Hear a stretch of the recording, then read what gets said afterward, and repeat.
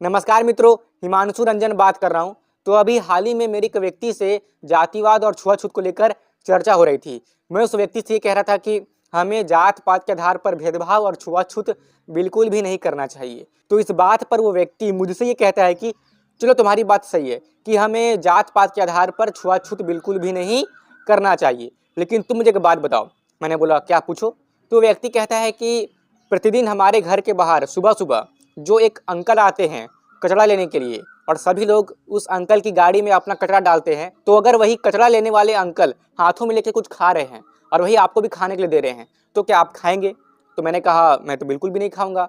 तो फिर उस व्यक्ति ने कहा ये देखो, छुआछूत तो आप भी करते हैं। तो इस बात को लेकर मैं थोड़ा सोचने लगा, विचारने लगा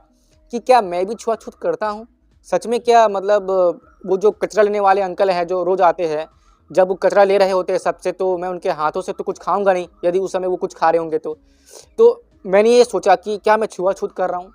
क्या मेरे अंदर भी छुआछूत वाली भावना है? तो इस बात पर अच्छे से विचार करने के बाद मैं ये बिल्कुल समझ गया कि वास्तव में छुआछूत कहते किसे हैं और लोग छुआछूत मान कैसे रहे हैं। चलिए मैं आपको समझाता हूँ कि आपको कहाँ छुआछूत करना है और कहाँ नहीं करना है। ठीक है, मतलब छुआछूत दो प्रकार का होता है, पॉजिटिव और नेगेटिव। तो ये जो पॉजिटिव छुआछूत है असल में छुआछूत है ही नहीं। तो पॉजिटिव छुआछूत को छुआछूत तो मानना ही नहीं चाहिए, लेकिन ये जो हम नेगेटिव छुआछूत करते हैं ना, इसे तो हमें बिल्कुल भी नहीं मानना चाहिए। नेगेटिव छुआछूत हमारे समाज के लिए घातक है। अब ये कैसे है, आइए मैं आपको प्रैक्टिकली समझाता हूँ। तो मान लीजिए कि वही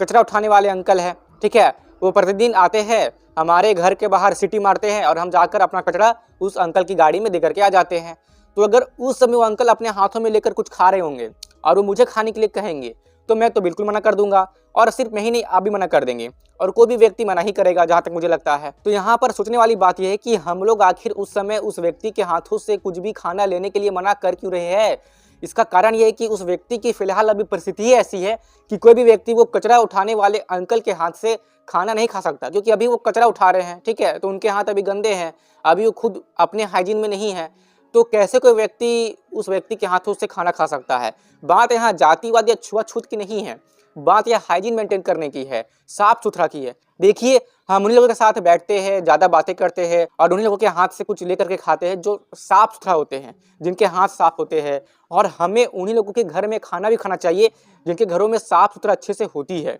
ठीक है, बढ़िया से सब्जी को धोया जाता है, फिर उसे बनाया जाता है, यानी कि उसके घरों में प्रॉपर हाइजीन मेंटेन रहती है। तो फिर जिस घर में अच्छी साफ सफाई है, अच्छे से भोजन को सही तरीके से पकाया जाता है और उस घर के लोग भी अपने पूरे घर में साफ सफाई को मेंटेन रखते हैं और प्रतिदिन अपने घर में साफ सफाई करते हैं, तो ऐसे घर में हम भोजन कर लेते हैं और ऐसे घर में हमें भोजन करना भी चाहिए। लेकिन जिस घर में प्रॉपर साफ सफाई मेंटेन नहीं है प्रतिदिन, और खाना भी सही तरीके से नहीं बन रहा है, हाइजीन की पूरी मतलब बैंड बजी हुई है, बस जैसे तैसे खाना पकाया जा रहा है, अच्छे से सब्जियों को धोया भी नहीं जा रहा है, बर्तन अच्छे से धुले हुए नहीं है, जिस बर्तन में भोजन पकाया जा रहा है वो भी बर्तन अच्छा से धुला हुआ नहीं है, तो ऐसे में जहाँ हाइजीन सही नहीं है, साफ सुथरा नहीं है, वहाँ पर आप भोजन मत खाइए, मैं भी नहीं खाऊंगा। तो ऐसी चीज़ें करना मतलब छुआछूत करना नहीं होता है। ऐसी चीज़ें मतलब करना क्या होता है कि आप अपने पर्सनल हाइजीन को अच्छे से प्राथमिकता दे रहे हैं, आप सफाई को प्राथमिकता दे रहे हैं, और स्वच्छता को प्राथमिकता हम सबको देनी ही चाहिए। तो जब वो अंकल फिलहाल अभी इस वक्त सभी के घरों से कचरा ले रहे हैं,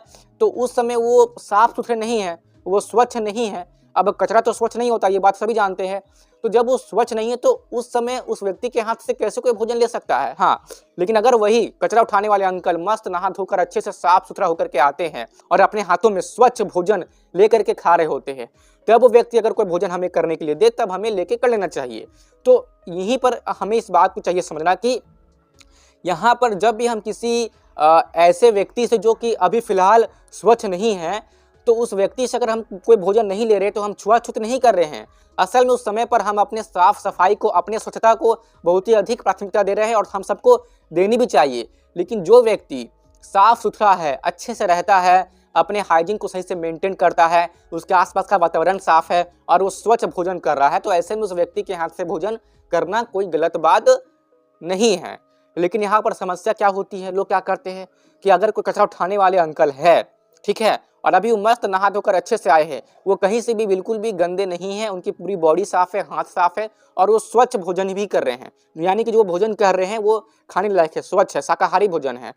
तब भी उस व्यक्ति के हाथ से बहुत लोग भोजन नहीं लेते हैं। वो कहते हैं अरे ये तो मतलब कचरा वाला है, ये तो कचरा साफ करता है, इसके हाथ से हम भोजन कैसे कर सकते हैं। बात बिल्कुल सही है, लेकिन उस समय तो वो कचरा नहीं उठा रहे ना, उस समय तो वो साफ है ना, और वो भी साफ सुथरा वाले भोजन कर रहे, शाकाहारी भोजन कर रहे हैं। तब उस समय उस व्यक्ति के हाथों से भोजन लेने में क्या है, तो लोग नहीं लेते हैं, क्योंकि माइंड में बैठा हुआ है कि इस व्यक्ति की या तो जात ऐसी है और इसके जात के कारण इसका काम ऐसा है, और इस जात के लोगों का हाथ का छुआ नहीं खाना चाहिए, हाथ का छुआ नहीं पीना चाहिए, ठीक है, भले वो कितने भी साफ सुथरे क्यों ना हो। तो ये हुआ छुआछूत, ये हुई बेवकूफ़ी। तो इसी बात को मैं आपको समझाने का प्रयास कर रहा हूँ, और आप इस बात को समझिए कि उस व्यक्ति की चाहे जात जो भी हो, ठीक है, लेकिन लोगों ने ये बना दिया है कि इस जात वाला व्यक्ति ही केवल साफ सफाई वाले चीज़ें कर सकता है, साफ सफाई वाले कार्य में जा सकता है। लेकिन अगर आप ध्यान से अपने समाज में देखेंगे तो वो व्यक्ति जिनकी जात वैसी नहीं है, फिर भी वो साफ सफाई वाले कार्य में जुड़े होते हैं। खैर, ये सारी बातें मतलब जितनी भी प्रोफेशन है लोगों ने जाति के आधार पे बना दी है, लेकिन कोई भी व्यक्ति चाहे किसी भी कुल में क्यों ना उत्पन्न हुआ हो, अपनी योग्यता अनुसार, अपनी क्षमता अनुसार वो कोई भी अपना प्रोफेशन चूज कर सकता है, ये उसके ऊपर निर्भर करता है। ये जात पात के कारण क्या हुआ कि जन्म से ही लोगों पे ये थोप दिया गया कि नहीं, तुम्हारा तो बस यही प्रोफेशन होगा और तुम्हें ही प्रोफेशन मानना है, क्योंकि तुम्हारे पिताजी ने इस प्रोफेशन में काम किया है, तुम्हारे दादाजी ने, तुम्हारे पुरखों ने इस प्रोफेशन में काम किया, तो तुम्हें भी इसी प्रोफेशन में ही काम करना होगा। तो इसको बोलते हैं जातिवाद, कास्टिज्म। जबकि वर्ण व्यवस्था में तो गुण कर्म देखा जाता है कि व्यक्ति अपने गुण कर्म के अनुसार ही अपना वर्ण चुनता है। तो वर्ण व्यवस्था और कास्ट सिस्टम ये दोनों असल में एक है नहीं, लेकिन लोग इसे एक बना के प्रस्तुत करते हैं और काफ़ी सालों से करते आ रहे हैं। खैर, यहाँ पर मैं ज़्यादा कास्ट सिस्टम को लेकर के, वर्ण व्यवस्था को लेकर बात नहीं करूँगा, पहले ही मैंने इस पर बहुत ही डिटेल में बात कर ली है, पूरा प्लेलिस्ट पड़ा हुआ है, आप जाकर के देख लीजिए। बस मैं आपको यहाँ पर इतना समझाने का प्रयास कर रहा हूँ कि कोई भी व्यक्ति है, अगर वो सफाई कर्मचारी है, वो साफ सफाई करता है, हाँ, तो फिर जिस समय व्यक्ति साफ सफाई कर रहा होता है तो उस समय उसके हाथों से कुछ भोजन लेना तो सही नहीं है, और हमें लेनी भी नहीं चाहिए, क्योंकि बात यहाँ पर हाइजीन की हो जाती है। लेकिन जब वो व्यक्ति साफ सुथरा होकर के आता है और सही भोजन करता है, तब तो कोई प्रॉब्लम नहीं होना चाहिए, लेकिन फिर भी लोग नहीं लेते हैं, तो इसी को छुआछूत कहते हैं, ठीक है, और यही हमें नहीं करना चाहिए। ये होता है नेगेटिव छुआछूत। और अगर उस व्यक्ति का कोई बेटा है और उस व्यक्ति के बेटे ने अपने पिताजी वाले कार्य को नहीं किया, यानी कि वो सफाई कर्मचारी नहीं बना, वो पढ़ लिख करके मान लीजिए कोई अच्छा, मतलब मान लीजिए फौजी बन गया है या आईएएस ऑफिसर बन गया है, कोई अच्छा पोस्ट में वो काम कर रहा है, पढ़ा लिखा समझदार व्यक्ति है, प्रॉपर्ली अपने हाइजीन को मेंटेन करता है, साफ सुथरा रहता है और अच्छा भोजन करता है, उसके हाथ साफ रहते हैं और वो शाकाहारी भोजन करता है, और अगर वो शाकाहारी भोजन आपको करने के लिए दे रहा है, तब उसके हाथ से अगर आप नहीं ले रहे, अरे ये तो ये फलाना जात का आदमी है, ठीक है, इसके पिता तो ये काम करते, तो हम इसके हाथ से ये चीज़ नहीं खाएंगे, तो ये नेगेटिव छुआछूत आपको बिल्कुल नहीं करना चाहिए। आपको उस व्यक्ति के हाथों से खाना खा लेना चाहिए, अगर वो खाना अच्छा है और वो व्यक्ति साफ सुथरा है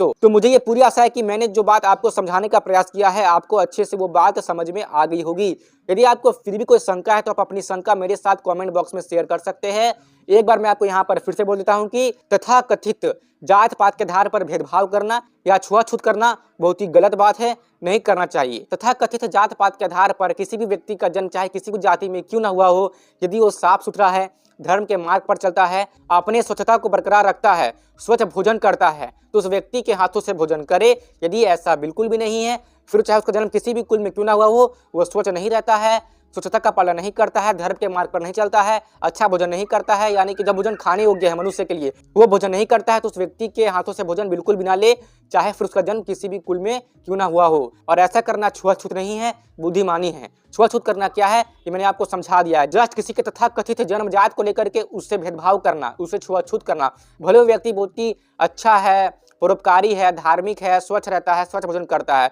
फिर भी उसके तथाकथित जन्मजात को लेकर के उसके साथ भेदभाव करना, उससे कोई चीज़ ना लेना, उसके हाथों से भोजन ना करना, ये बहुत ही गलत छुआछूत है और यही हमें नहीं करना चाहिए। चलिए, आपका यहाँ तक रुकने के लिए बहुत बहुत सच्चे मन से धन्यवाद। मेरे साथ जुड़ने के लिए आप मुझे फेसबुक पे व इंस्टाग्राम पे फॉलो कर सकते हैं, जिसकी लिंक आपको डिस्क्रिप्शन बॉक्स में मिल जाएगी। और हाँ, यदि आपको कास्ट सिस्टम और वर्ण सिस्टम के बारे में डिटेल में अच्छे से समझना है तो आप कृपया करके इस चैनल की caste system exposed playlist series में जरूर से ही जाए। चलिए, जय श्री राम, जय भारत।